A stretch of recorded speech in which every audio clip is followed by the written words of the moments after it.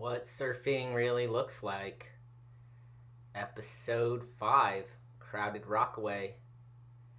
I'd already surfed a bunch this morning. My tag for the solo shot was not quite charged. Totally unprepared. But I got some fun ones earlier without the camera. Actually started off this session, it's fall here, started off this session in a full suit, totally overheated. So went in, changed, put on a spring suit. Really variable weather this time of year. This is Hurricane Earl. Peak of the swell Saturday.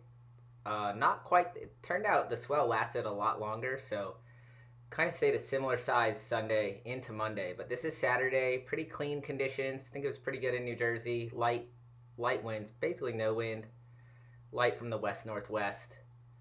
And you can see the people out there. Tide is high. I'm riding my 5.3. No coaching this day. This is a good example of conditions that I'm not super stoked on coaching on. So you see all these people sitting out the back. This is not the most crowded spot in Rockaway, but definitely there were a lot of people out there. Duck diving through the inside. Say a few things about why I don't like coaching in these conditions. Just a lot, for the reasons that I'll explain about how to surf in a crowd. A lot of closeouts. So it can be really dangerous. For one, you gotta sit inside and take these on the head and be very calm and comfortable just having all these waves slam you on the head. So let's see where I stop. I'm moving really slow here because my strategy for this session was, I'd already been surfing and I knew most of the waves were on the inside. A lot of people out there, it's Saturday, there's a lot of hype on this swell. I knew it was going to be crowded. And there are a lot of inexperienced surfers out there who don't have good wave judgment and don't know what a peeling wave looks like. And then they're only going to go for the waves that they can see, which are the bigger waves, which are the bit more of the closeouts. So part of my strategy was not to catch sets. Even I would get lured by them, but I didn't really want them because they didn't have the better shape. So here's an inside wave the whole crowd missed. Pretty much surfing alone here on the inside. Go for trying to find a little end section to hit. Just a little floater, keeping those feet over the board. Looking at the solo shot to see the blinking green light. Make sure it's tracking me. And again, a theme that you're going to notice throughout this video is how slow I paddle through the inside. My intention is to surf the inside. There are so many waves in there. So there's no hurry for me to be outside of it. Also, I don't have a big board. I can really push it right under. The waves are big, but they're not that big. So, yeah. If you don't know how to duck dive and you're sitting where I'm sitting, you're a real danger. You have all kinds of board, you can't push it under. So it's really not a great strategy for a person who can't duck dive or who's on a board they can't duck dive. Here's a set, case in point, pretty big closeout right on my butt. This wave kind of has a nice shape to it, a little funky. I think I was looking down the line hey, was that a little right? But those white watery ones, that was a closeout.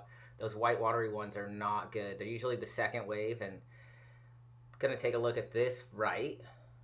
Again, I'm about 100 feet inside of everybody. This thing has a nice little bowl on it, even though it's white watery. Just another little floater right on the shore. Again, basically surfing alone, even though there are people out in the water. Did grab my leash, but very quickly just to get the board to me. Then I'm back on it. And yeah, I'm surfing with a leash. These are the kind of conditions where when I'm riding a short board, there are a lot of closeouts. I saw potential for trying some maneuvers or pulling into some closeout barrels where I'm not going to make it, and I don't really want to be swimming for my board the whole entire time. Just want to be surfing. There are definitely fun waves out there on offer. So lots of people out, lots of people sitting way outside, riding longer equipment. And it's totally fine if you're a beginner and you want to be out in bigger conditions and just be safe and feel the energy, but you shouldn't be going for these waves. So here's a kid on a soft top. He can surf pretty good. Although, see how he slipped right there? That's why he shouldn't be on a soft top. He should be riding a real surfboard. Those fins suck. The rail line sucks. I'm sure that is fine. But that little slip is because those fins are made of plastic and the rails are too full. I know people have fun on the soft tops, and that ride looked like fun. He got in super early, but he could have surfed better on a better surfboard for sure. He was also sitting, he was doing longboard abuse, which is fine because he didn't have any competition. He wasn't taking waves away from me, but he's basically sitting way out the back, getting in really early, which is a good strategy. You just don't want to overuse it in a crowd. So the crowd's thickening up around me. Gonna take a look at that one. No. That was a closeout, as you can see. People are making moves for this wave. I'm going to position for it. Looks like it has a little corner on it. And yeah, it does. So I'm going to say yes. Woo, slipped a little bit here. Little roundhouse. And one and done. Fun little wave though. That one felt pretty good. Even a little funny bobble in the beginning. Somebody going for a wave that's not even breaking right there. That's pretty common. You see people do that a lot. They want the small, they're looking for the right kind of waves, just going for the wrong ones. The idea is right. See this person behind me is having trouble duck diving. See his legs are pretty wide. So, if you see a surfer paddling with legs really wide like that, they're kind of a beginner, not a really good surfer. You can see a really big difference between my legs and his legs. Always something to pay attention to when you're watching a lineup. You want to assess the ability level of every single surfer in the lineup so that you can orient yourself out there. You want to be able to size yourself up against everybody. Not as a means to put people down or raise yourself above them, but just to understand where do you fit in the average level of surfer that is in the lineup where you're going to be surfing. Ooh, look at that little inside wave. And that's the thing, that we get when I watch this solo shot footage, is that even I am not sitting far enough inside for the waves that I saw from the beach. So I get drawn outside by the sets, and I tend to go into the clump of the crowd sometimes where it looks like the best peak is breaking, even though that's not the case. But just once you move off the shore, once you move from this vantage point that this camera has, you get lost to sea. Literally, there are waves going underneath you and breaking on a part of the sand that you no longer can see. You can only see if you're standing on the beach. I'm just having a chat with Luca there. Luca's done a lot of coaching with me. He and his wife, Julie. Great people. Luca's from Switzerland. His wife is from Italy. He's riding a boardy shape for himself, actually. Then we have 3 paddlers. I even looked at it, but decided no. That was a terrible wave, actually. So, I don't even think any of those people paddled for that wave knowingly. Here I'm paddling to a different part of the beach, still underneath everybody. Just trying to hunt down these little inside waves. Paddling in rather than out, that's really counterintuitive to a lot of people, to paddle in. So I'm always going to be pushing the level of how far inside I can sit, especially at a beach break. The better waves tend to be breaking on that inside sand, but again, you have to be ready to move. If a big set comes and breaks in front of you, or if a set breaks to the left or the right. And that's also why, I don't really like coaching, especially beginners in these kind of conditions. I would do intermediates, just nobody hit me up this day. Because the buoys never ended up being that big. This was like 5 at 10 seconds or 4 at 10. All right, found this little inside right. And it just went a little too fast. But I got a crack at it. That is a wave, though. If you think about that wave, just being able to get up. It closed out on me. I was honest about the closeout. Just jumped off my board. That wave would give a beginner a really hard time just dropping in, you know. Some kid from Long Beach trying to get a little closeout tube. There was a group of about 6 kids that showed up in a truck with 10 surfboards. That kid with the maroon soft top was one of them. I'm assuming they're from Long Beach or Five Towns, not from Rockaway. Maybe they're kids from Brooklyn, but I don't think so. I think they're from Long Island. Some more closeouts. Have some paddles here. This is always scary, people taking off in front of you. See how I moved away from that guy? I moved to my left, and he stood up in the whitewater. The other guy belly flopped, and I just made sure that I made that quick adjustment. That's another huge thing, surfing when it's crowded, that I think I failed to mention in my newsletter, which is it's scary to paddle out, you know, when there are people flying at you. There, I paddled to my right to get away from that guy. That's James. James surfs pretty well. The other person got in his way. That was a pretty good wave James got right there. I'm going to go on this one behind him. That one had some legs on it. A little top turn. And maybe I shouldn't have turned. If I was going to do that over again, would have kept pumping and slammed the end section a little bit harder just to be critical of my own surfing. There's a little inside right paddling over.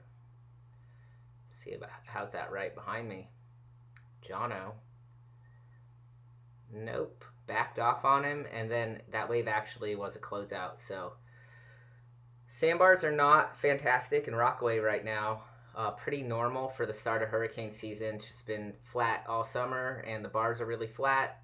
This well was really east and east-northeast, which gives us an angle. There was some southeast in it, so there was some multiple swells in the water, which, you know, the peakier ones probably had some of that combination in them. Here's a right. Luca's taking off, and I wanted to burn him super bad, but I didn't.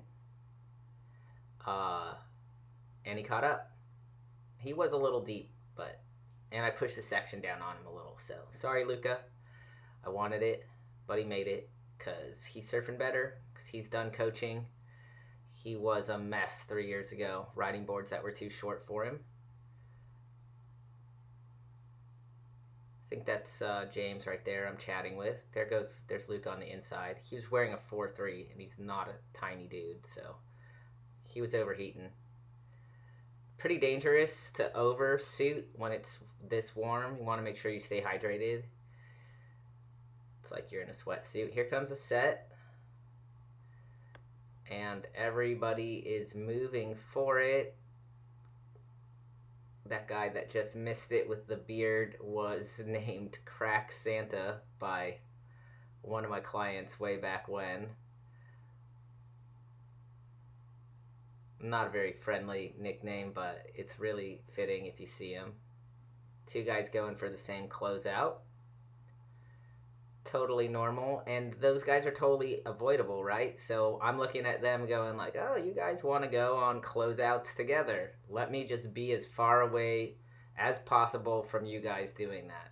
If you're watching this and you're like one of those people that would have gone for that closeout right next to another person, you know, take note of that and maybe don't do that.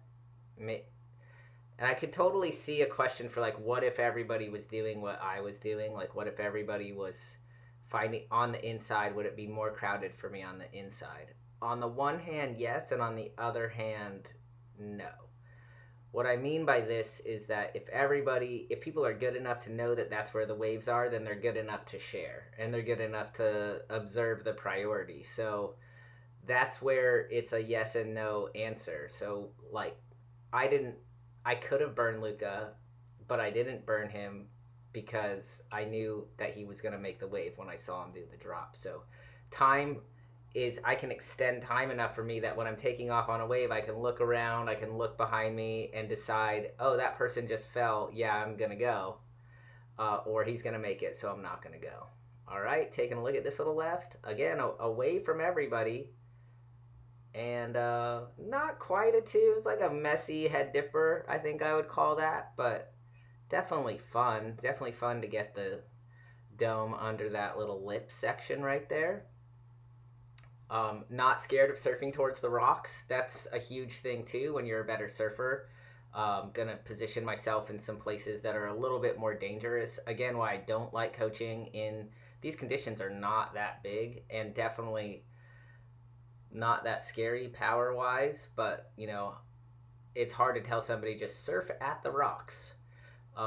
Even though I do think it is perfectly safe. All right, gonna go for this right. Taking a look. Nope. I saw M in the back there, but it's closeout. M is another person I've coached. She and Luca have become pretty good friends because they did a surf trip to Costa Rica with me. This person, that's John. He lives down the street. First time riding that 7.0. Nice guy.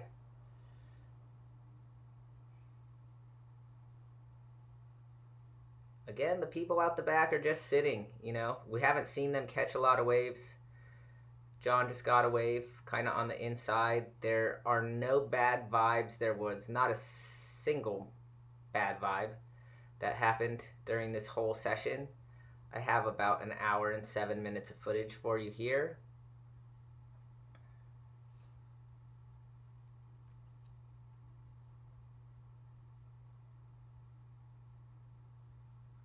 Everybody making a move for this thing.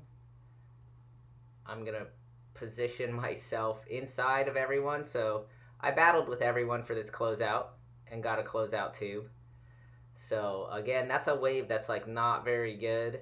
And all those people went for it. But because I was inside, I paddle faster. I positioned better. Basically took it off of all of them. And they didn't want it anyway. It wasn't that good of a wave. I mean, they wanted it, but they didn't know they didn't want it because it was just a closeout. And all there was to it was to either go straight or to pull into the closeout section. Also, they didn't get in. So if one of them had gotten in, I probably would have stayed away from the danger. These are super dangerous waves for people that can't paddle quickly, get in under the lip, get to your feet fast. That's why, again, very difficult conditions for a beginning surfer. If it was peeling better, there was few more organized peaks. That could have been a little bit easier. Also, one of the swells in the water is really long period, so you see these moments right now, like this is a pretty big lull. And it gives the illusion that it's small, gives the illusion that it's really accessible. And then when the waves come that are surfable, they're way more difficult than it looks because they have that energy from the long period. And again, there are just so many closeouts. So closeouts are dangerous. You do want to be able to get into a closeout and get to your feet and either pull the drop or do as I did on the wave before and pull into that closeout tube. But they are dangerous, especially if you do that thing where you hold onto the front two rails of your board and just go diving in. All right, I'm sniffing out this little right. Positioning. Looks like it has a little corner on it for me. Pump into this section. Pretty gutless one right here. Not much to it. Kick out. Get a nice little duck dive shampoo, kick out.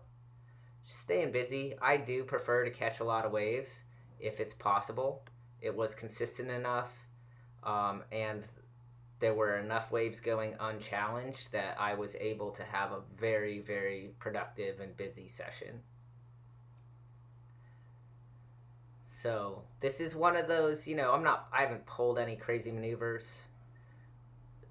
20 minutes into the session.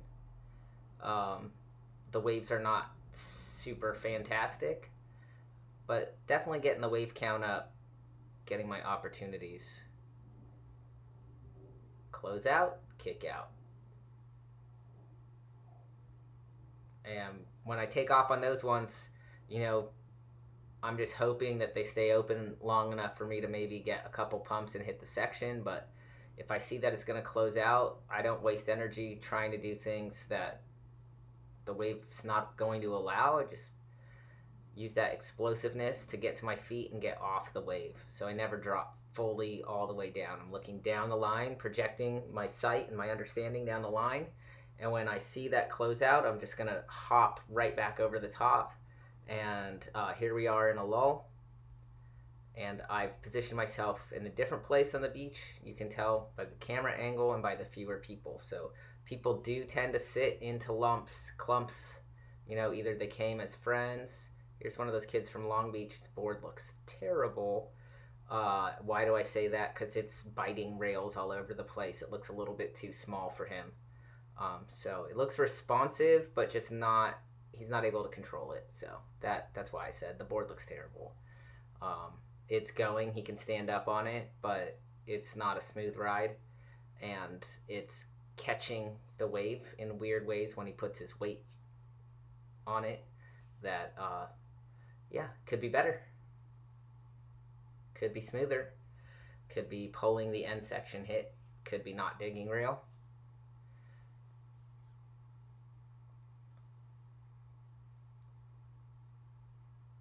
But he is good enough that, you know, we're not getting in any kerfuffles with one another. You know, staying away. He's trying the same game that I am. So this is to my point. You know, he's going to spin around for this wave unchallenged. See how he lost all his speed right there? That board was just way too small for him. Could be a kind of set out the back. But this spot is very weird. Like, you think that a set's coming and everybody paddles out for it and it doesn't come. I gave a shot at that right, but A, the kid was on my inside, and B, there was no way in hell I was getting into that wave. So I'm going to give a shot at this left, going to get to the peak, and I just could not get there fast enough, and that was a good wave, and I knew it. But sometimes you can't get to the peak, and you have to give up all the same. So now I'm moving over again. Can I get to the peak on this one? Which way is it going? And I go left. Can't get in. That had a lump. So really missed, you know, that was positioning. That set is coming through now, and I'm going to continue to try to position. James going right.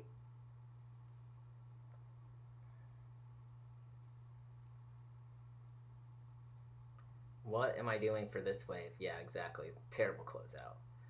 So, I say this every video, you do not have to commit to every wave you look at or paddle for, especially when it's uncontested, especially when you're clearly apprehending. That is a closeout. Don't go on them unless you have a serious game plan, which is, I need to get good at closeout drops. If I can't do closeout drops, I have no business catching sit green waves off of the better surfers. So let me go out there and get good at closeout drops. I'm going to get in early, I'm going to get to my feet, and I'm going to stick that sucker. Once you start doing that consistently, you can move to the next stage, which is I'm going to get the closeouts and go along the green and pull into the closeout tube. So those are the two closeout strategies. And honestly, if you can't say with confidence, oh yeah, I can take off on a closeout and pull the drop, you have a lot of work to do in shittier waves than this.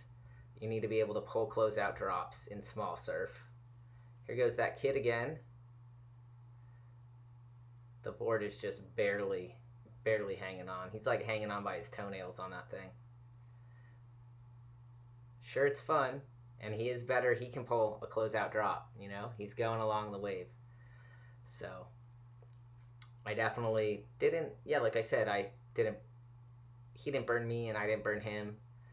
Pretty much had a similar strategy, but we're doing it just a little bit away from one another. So there was a few times he definitely wanted the wave I was at, and I was like, don't even think about it, kid. He's young.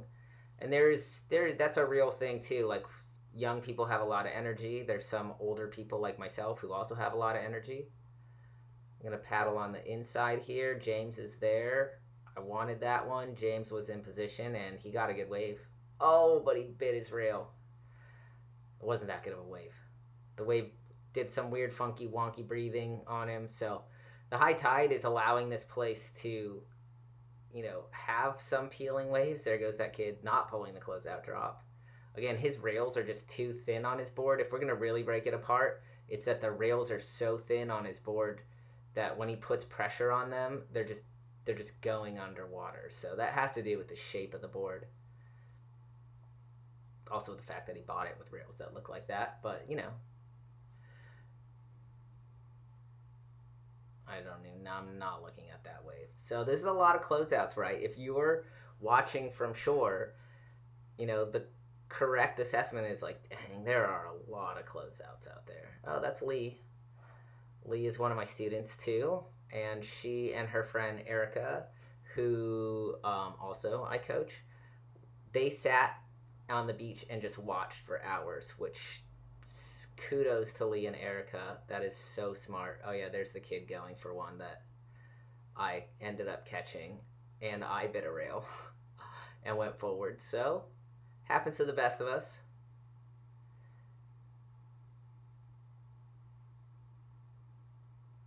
Whoa, camera's like, hey, look at this closeout down here. It's also trying to find me. It's like, where'd you go? You ate shit so hard I can't find you. There's Luca. Oh, there you are. Oh, Luca, no, where are you? Camera. Oh, there you are. On the way back out, picking up this little insider, trying to get speed, and can't do it. And that kid also staying busy, on a wave behind me. Wow. Again, that's like the whole Rockaway style right there, is two beginning surfers going for the same closeout and crashing right next to one another. So I think it is super easy to avoid being that person. It just takes like 2 more stages of intentionality, and you really never, ever, ever have to be in that situation. It almost looks like it's intentional that they got into that situation, and then we have Homeboy ditching his board in my face. Also, never do that if you can avoid it. You know, leaving your board hanging out while people are paddling out. If you have to do that, if you have to leave your board hanging while you're stuck inside, you shouldn't be out there. You know, nobody's stopping you. No, there are no police that are going to tell you to go in, but you know, you can police yourself ostensibly, but not too forcefully. That would be the super ego in Freudian theory of mind, which is just an imaginal construct, the whole id, ego, superego thing. A lot of people misunderstand that whole entire structure. It's complicated, but basically the ego is the thing trying to maintain integrity between the id and the superego.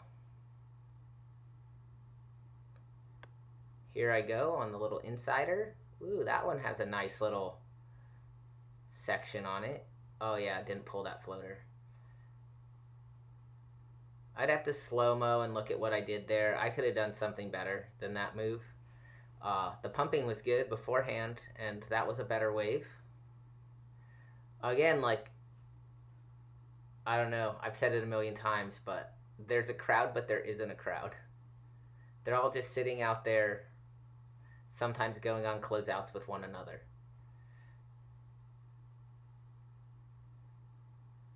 I probably want that right. Yeah, but I'm too far inside. It wasn't that great of a wave either. So that's pretty typical of beach breaks. A wave looks good and then it's not good.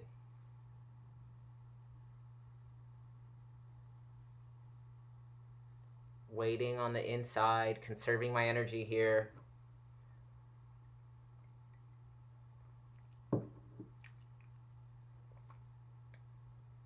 Finding this little corner. This thing looks like it has okay shape.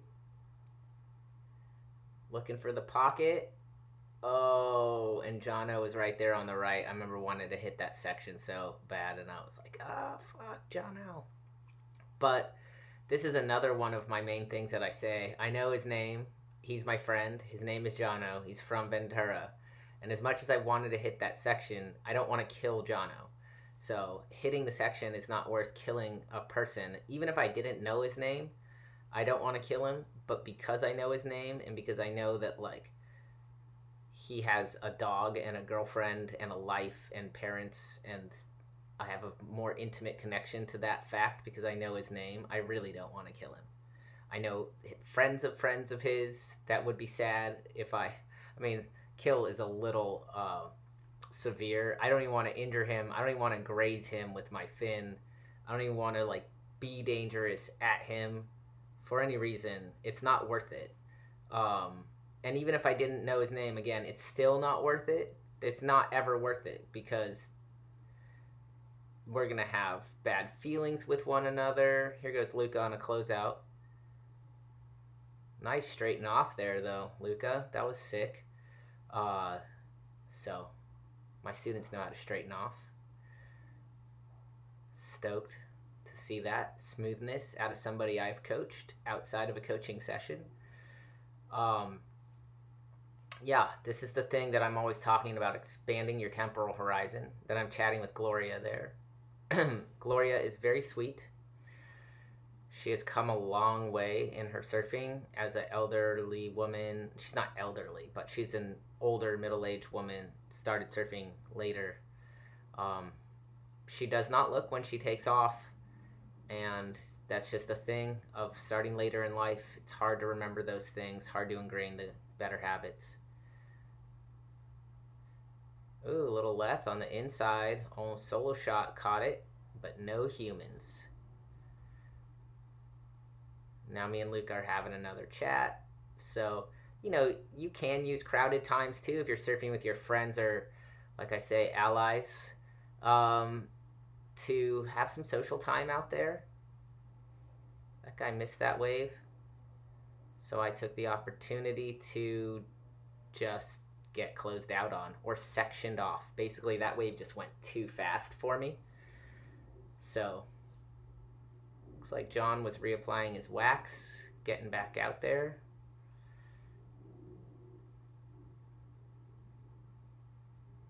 Sometimes I don't talk, you know, like if the waves are really good or really heavy, you gotta focus. But when it's like this, there's no harm in having a nice little chat.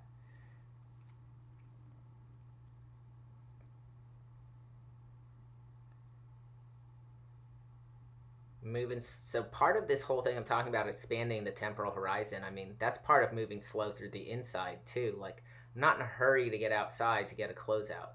I've already seen that. Oh, that one threw me off my board. But yeah, I'm not in a hurry to get outside to get another closeout. I know that most of the waves are on the inside, so I'm better off just taking my time, conserving my energy, placing really good duck dives on the inside than I am hurrying, gassing myself to get outside for what? The outside waves are not that good. Again, this is more the case on the East Coast. I notice when you're surfing more powerful places with long period swells like California, Mexico, Hawaii, if you want an outside one, go out there. Because those places, unlike New York, and I would say this is a really, really huge difference between the East Coast and the West Coast of the United States, or any kind of open ocean wave versus our waves with this, where our continental shelf is here on the East Coast, is that you, in a sense, for the largest sets of the day, can't even ever be far enough out. That's almost never the case in New York, where it's really a case, like at the place where I grew up in the Monterey Bay, if you were sitting where you needed to sit to never get a set on the head, you would be major, major shark bait. So, you know, you're going to get a set on the head. And if you want one of those big ones, you can sit way out there and just, that would be a strategy in those kind of conditions. But if that's your strategy on the East Coast, for the most part, you're just not going to catch any waves, because even the largest sets tend to back off and break on the inside a little bit more. So you got to be pushing that envelope of the inside or taking off deep on the rocks if you're surfing near one of the jetties. The other thing I would say too about, like, what if everybody surfs on the inside? Isn't it more crowded? I'm giving away the secrets. Everybody does what I do. The other thing that happens in that scenario is that you're more likely to also communicate with those people. Are you going on this one? Do you want, and to keep tabs on whose turn it is? Oh, you got the last one. I'm going on this one. So again, it doesn't necessarily make it more crowded. Froth Kid on the thin fish. Skipping out. I'm going to go for this inside right.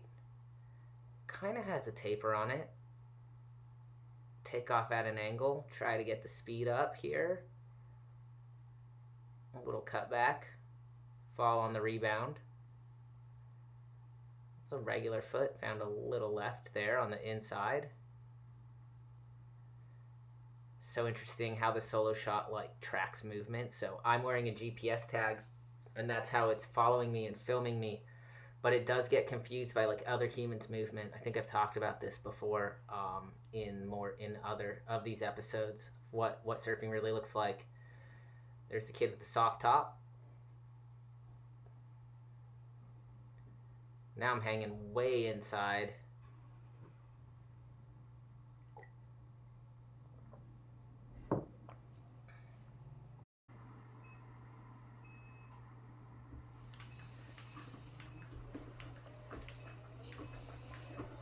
Nothing coming through. It's a little inside right. If you do have, like, my advice to a beginner would be to catch those little ones in between sets and play the cat and mouse game to the best of your ability. I mean, you can sit out the back and be safe, sure. And it's really hard. I mean, I gotta say. Imagine you went in right there, and you're on the inside, missed the wave, and then you're just getting that thing on the head. It's pretty good by that longboarder. There's John. Got a little section.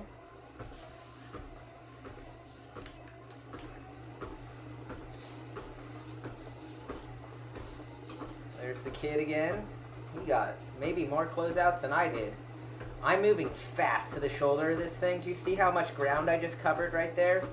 And I still didn't go. I was just positioning.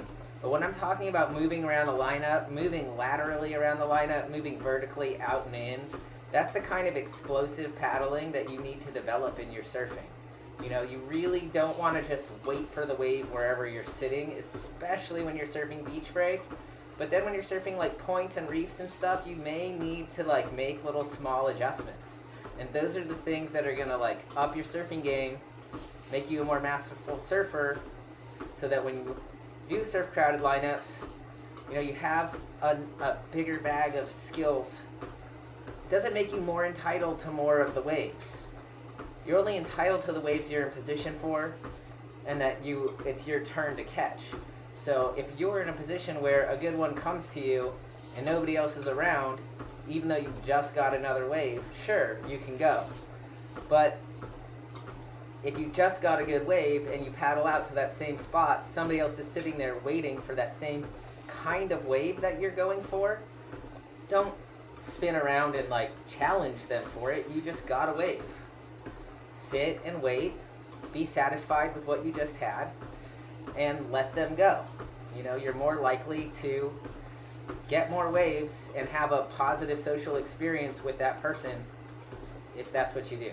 So I see here everybody's going for that one but missing. Took a look, didn't go. But, you know, I wasn't challenging anybody for that wave. It was a terrible closeout. And, well, that's all there really is to it, right? It was a terrible closeout. I've caught plenty of those. Oh, somebody pulled in right there. I think that was John on his first two. Best wave of his life right there. Solo shot was not filming you though, John. There he ditched his board because that thing was landing right on his head right there. If he could have grabbed it a little earlier and duck dive, better. But he grabbed his board fast. And so sometimes it is okay if nobody's around and you just end a ride and something's landing on your head, sure. Take advantage of the fact you're wearing a leash. But don't abuse the privilege of wearing a leash.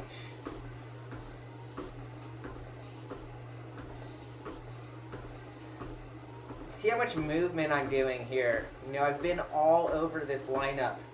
We're 40 minutes into this video, and I only move fast in those concerted moments when I need to position for the wave. But otherwise, I'm just picking these, I call it finding the holes. right? Again, so if everybody's adopting my strategy, we're not going to clump up, because I'm not going to sit next to somebody that surfs as well as I do unless it's my friend and we're going to have a conversation and be consenting to share waves with one another. We're going to both be finding different holes in the lineup. And in beach breaks that have a lot of closeouts and multiple peaks and corners, there's just no reason for all of us to sit in the same place all of the time. Here comes a set. Nobody wanted this first inside wave. I did. And quick little tubey and out. Sometimes you can get a tube and come out on closeouts. They just offer that one moment you can get in and get right out. And on this kind of day, that's like the best there is on offer. That wave actually, to be honest with you, it looked really cool when I was inside of it. When you watch it here, it was like, what, half a second I was in the tube, and I was never that deep. But that half a second felt really cool just to be inside of the wave. And in a way, that was like my achievement of this session. So half a second, this hour and 7 minutes for a half a second made it all worth it. I also do enjoy duck diving, especially when the water's nice and warm like this. Beautiful fall day in New York, September 10th, 2022.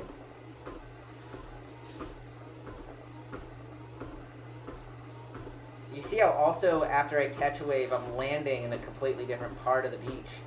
I mean, right here, you can pause it there. It's like I'm surfing with nobody out.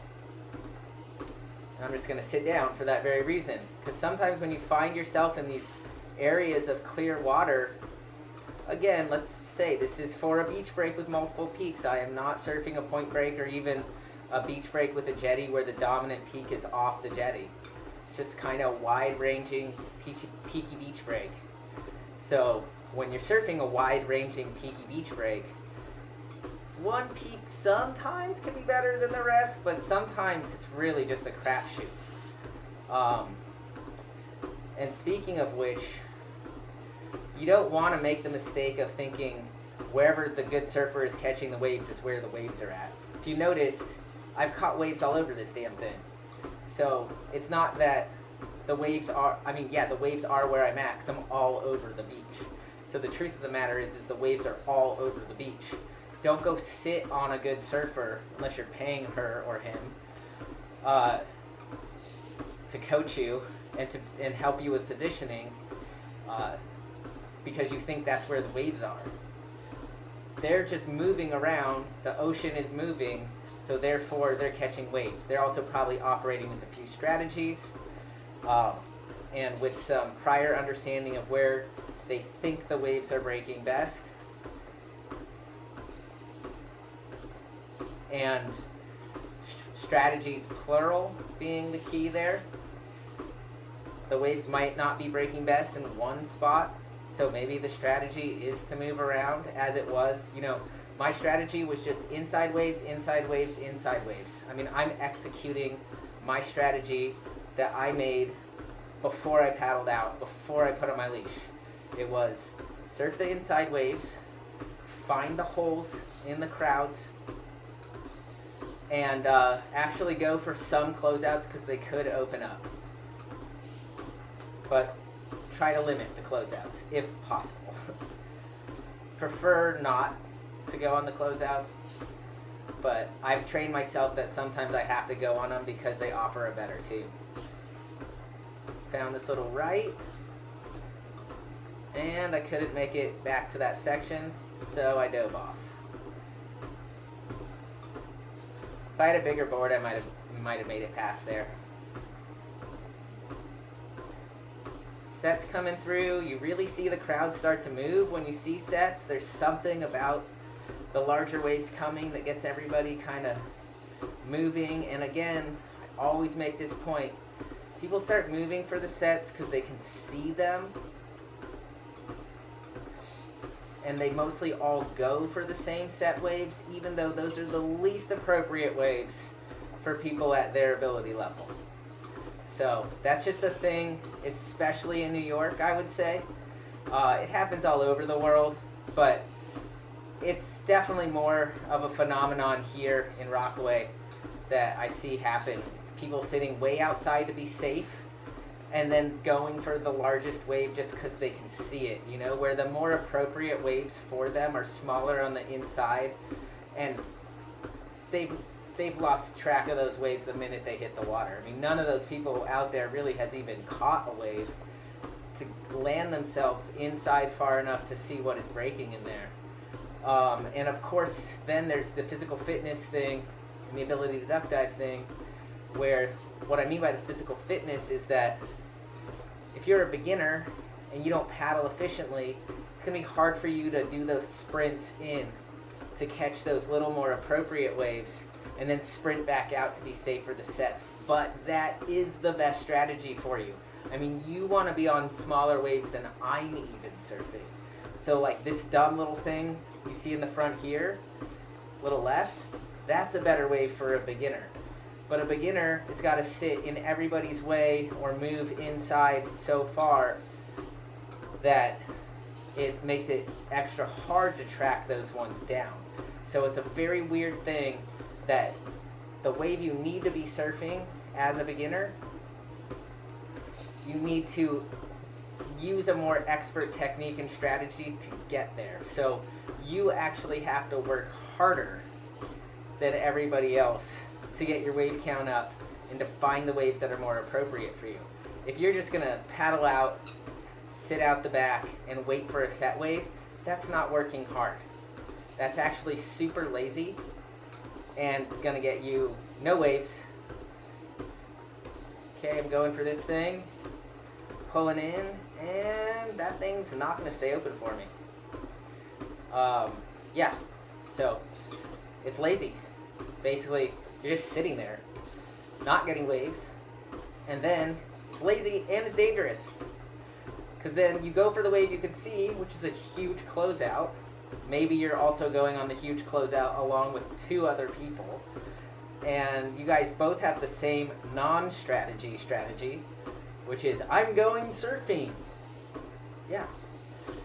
Surfing looks like sitting on a surfboard in that case, and being dangerous on closeouts. So, you know, sound a little snarky and harsh in my tone here, but this is how a lot of expert surfers feel when they see this behavior. Why a lot of us believe that beginners shouldn't even be out in these kind of conditions.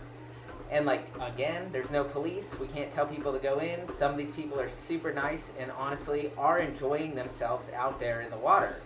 There's a real enjoyment in just sitting on the board, being in the water, feeling the vitamin D piercing your pores. But if you want to ride waves, look at that right on the inside. You got to find them. You got to study the ocean and understand the rhythms that are happening out there and do counterintuitive things intentionally. So I would actually say the way that most people behave in crowds is they are actually doing what is intuitive to them, and what is intuitive to them is not the right thing to do. So, I mean, look I am sitting 100 feet away from these people. And from the outside, that is the intuitive thing to do, not sit next to people. But why is everybody sitting next to one another? There's a kid on the too small board on a closeout. Yeah. So to continue on to that point, let's just watch me catch this closeout. Pull into the, didn't quite close out on me. Actually got a little head dipper there. And then I'm going to kick you out by the rocks again. So, the point. Really take stock of your intuitions. If your intuition is, it's too big for me, I'm just going to go out there and sit and maybe I'll get a wave, I would second guess that and say, that's my intuition, I'm a newer surfer, it could be wrong. Why don't I do what's counterintuitive? I'm going to stay on the beach a little bit longer and really, really study the lineup and figure out which of the waves I really want to catch. And then you go out there, and that fear is going to get you where you're like, oh, I need to be further out. This is too scary in here. So your intuition is going to be that it's safer and better to sit out the back, when the counter intuition is probably the right thing to do, which is, no, let me get a whitewater and go back in and see how can I get those little waves. Or you go out and you sit outside and you say, I'm just going to sit out here and not catch waves. I'm not going to go for set waves. I mean, rarely anybody paddles out to do that, and that is much appreciated by everybody who wants to stay safe in the water, when somebody's intention is to just feel the power, be out in the juice, and not go for the bad, terrible, enormous closeouts. You're just out there to feel it. Expectations are pretty much none. Your only expectation is just to be out there and then pick a moment when you're going to go in and look at the waves again. So this is, again, expanding your temporal horizon. You have a long surfing practice. So you can spend a few sessions not catching waves, learning the ocean, and that's going to give you better sessions in the future of your surfing.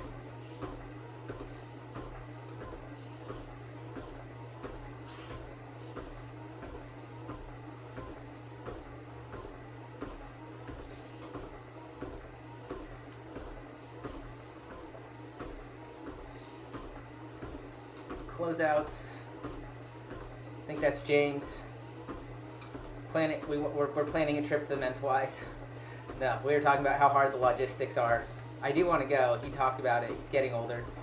Hasn't surfed off a boat in the Mentawais. Neither have I. Heard it gets crowded there with good surfers, so we'd have to cross that bridge when we come to it. This right came right to me. That kid with the soft top saw I was in a better position, and he backed off. Much thanks to him.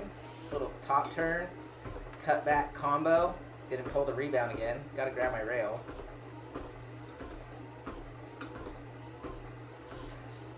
But that wave had really nice shape, and I just happened to be sitting in position for it. And that was really cool of that kid to see me and not go. He wanted it. He was in second best position, and he had a big board and could have got in. So really good job on his part not going. I could have timed my turns better. Totally mistimed the first turn, and then didn't pull the second turn. The wave was really nice though. That's surfing though. Don't quite get a do-over on another perfect wave. Just gonna have to take that with me into my next sessions, surfing backside, and either not go for that first turn. I think that's actually the call. Would have been not to go for the first turn, or to hit the first turn more vertically. But if I would have not gone for the first turn, I could have just had more speed and flow to just lay out a more powerful, better single turn on that ride.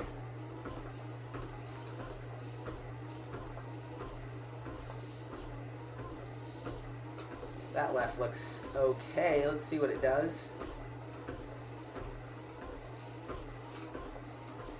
Yeah, it's an okay wave. I mean, can say a lot of things about that person's style. Their board is too small for their surfing. I took a look at that one. What I mean by that is the stance takes up the whole entire board, and it just doesn't it doesn't accentuate any of the positives of their surfing. It doesn't help them adjust their feet, adjust their knees, and definitely not gonna hit the section or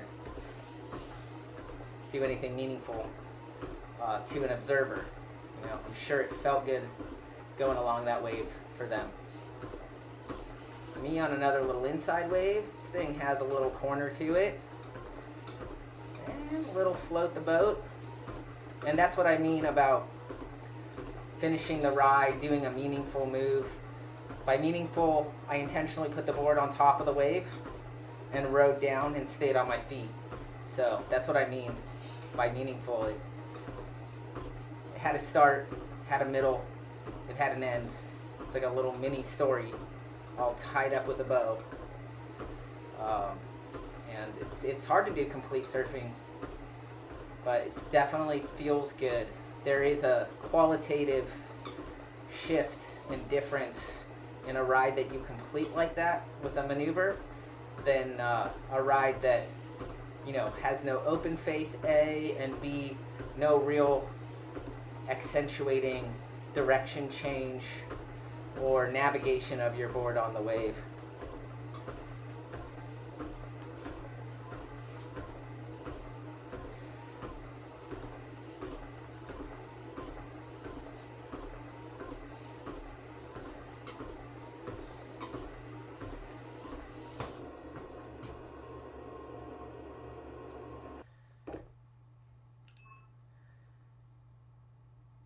Yeah, so just more of the same here, moving around.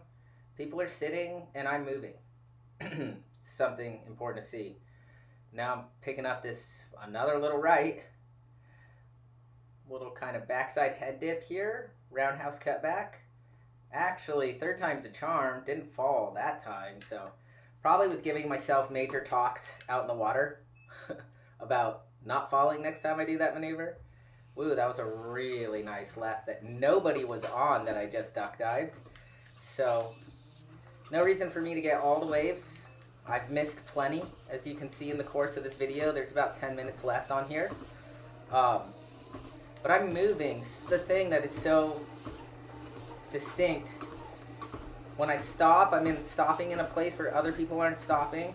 More of the crowd has moved inside. So this does tend to happen that, to the point I've been making a lot, or the question I've been asking, what happens when people catch on to what I'm doing? What happens when people move more inside and they're sitting where the wave is breaking a little bit more?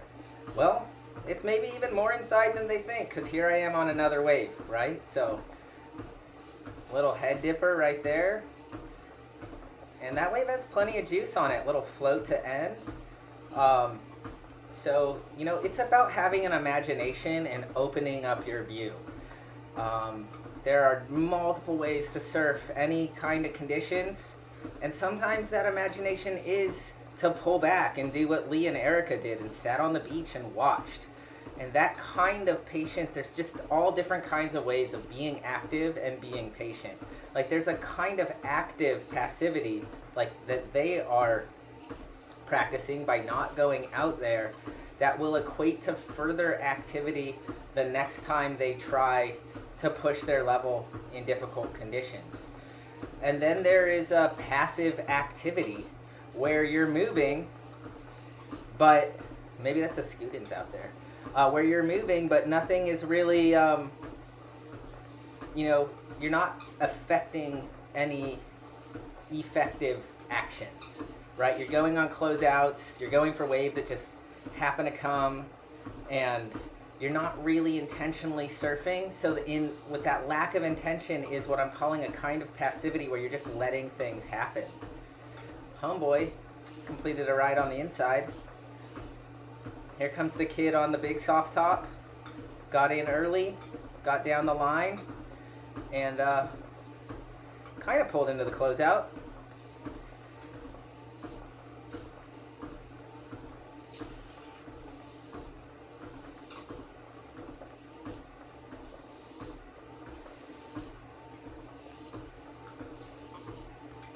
Somebody going right, trying to hit the lip on the closeout, but that was a lack of honesty with the wave, honestly. It was just a closeout. So sometimes you're better off just pulling the drop, keeping your arms down at your side, just being calm, reading the wave correctly.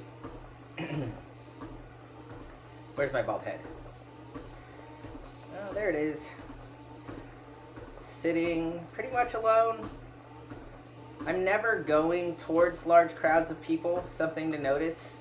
I'm not going to intentionally sit in a pile of people when it's not necessary. There's nothing necessary about being in the crowd or making the crowd more crowded on a day like this.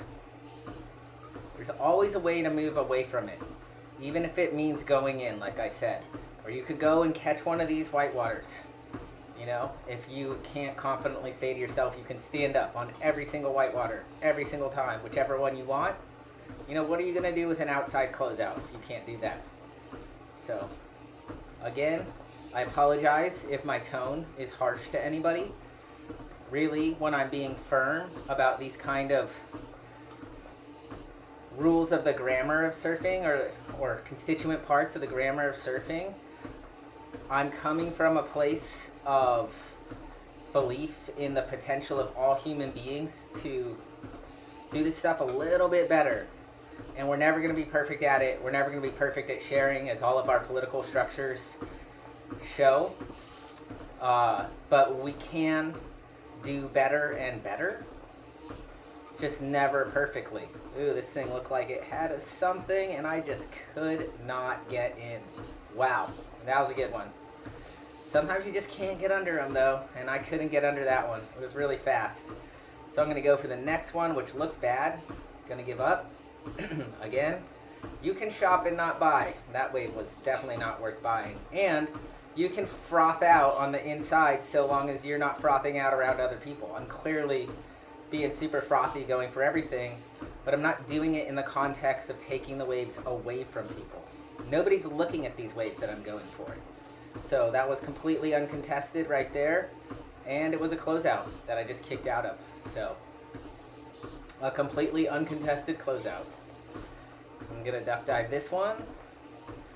Waves like that, when you can't duck dive, can cause a bit of a headache there. That would be the size of a wave if you had a longboard. You'd want a turtle. If you feel you have to ditch your board on all of those, those are not conditions that you want to be out in then. That these waves are not big enough for ditching your board.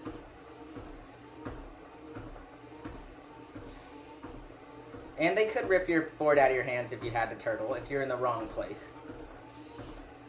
They could. But in that case, you would just want to time the paddle out better. There are long enough lulls, so you would want to see that way before you paddled out. Like, the lulls are pretty long, so you could definitely look at this lull right here. You'd just have to get through this one closeout, and then you're basically out there. And out isn't very far, because as I've been talking about, out is inside.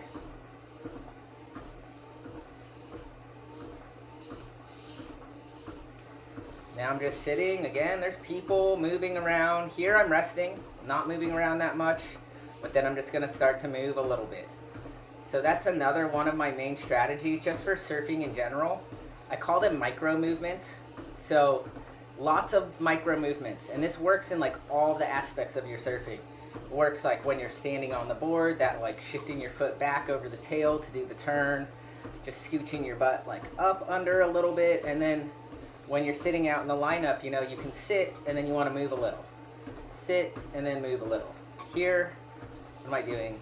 I like to hang off the side of my board a lot these days. Find that sitting position hard on my hips. Here though, like look, I'm not moving, and then I see this wave and I'm like, oh, can I position for it? Can I? I'm gonna sit up, look at the line, see those other people going, and I'm the one in position for it. And just a little floater that I didn't fall on that time. Keeping my shoulders over my feet, not moving my hands too much. Talk about that a lot. A huge mistake is when people are learning to turn, they just use their upper body way, way too much. You really want a quiet upper body to the best of your ability. It's really the legs, butt, knees, feet that are stabilizing and managing your whole entire ride. And so I was sitting in that area of the beach, and then I'm over, now that I caught that left, I guess I would have moved over about 200 feet. So now I'm in a completely different area of the beach where all those people are still together. Now I'm alone again. So sometimes I call this the pinball technique, surfing a beach break, where you're just like a little pinball moving around in the machine. Or ping pong, the ball go batting back and forth, where I'm the ball and the waves are the paddles. And it's a really great technique. I mean, it does take a high level of fitness and conditioning, especially on a shortboard, to be able to move around a whole lineup like this. But yeah, I mean, if you want to get an edge, like, this is friendly competition. Competition doesn't have to be alienating. This is just a bunch of people playing like children in the ocean. Children like a little competition in their play. Keeps it exciting, keeps it spicy, keeps it fun. And, you know, it feels good to be winning a little bit. And it doesn't mean people have to lose for you to win. We could all win together. and you want to get an edge. And the way you get an edge is you stay fit. You know, so anything you can do to improve your fitness. There goes Josh on the inside. He tried to turn too soon. Josh is a friend of a friend, lives down the street from me. Yeah, anything you can do to improve your fitness, to just get that little edge on your age, on your competition, just on yourself, just improve yourself, the better you're going to surf. I really strongly believe that. I've made a huge change in my fitness and diet regimen. I believe this is my last wave of the session. No, it's not.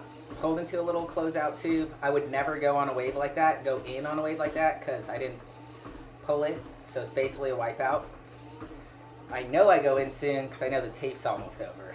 So we're just going to be looking for that one wave I go in on.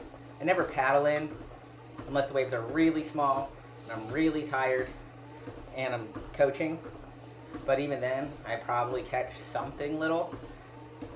I always say, based upon what a friend of mine told me, that a French surf instructor told her, the wave is your taxi. So yeah, don't make it harder on yourself. Take the taxi into the shore. Okay, John went left on that right, or right on that left. James picked that one up. Little split of the peak. I'm in position, nobody around. I'm looking, and I'm not going. Because it was a closeout. Alright, so we are ending here. The tape's over in about 1 minute. So, just wanted to thank everybody for watching again. Get moving, get your fitness up, get your strategies for surfing in crowds down. Find those holes in the lineup. Here I go. Little pump, out there. Oh, float. That's a way to end a session. Always end on a good ride. Coming in by the jetty. Nice and safe. Probably didn't really need a leash too much that session. Doesn't look like I fell that much. But yeah, thanks again for watching. I hope you enjoy this. See other people over at this other jetty too. So, coastal survey.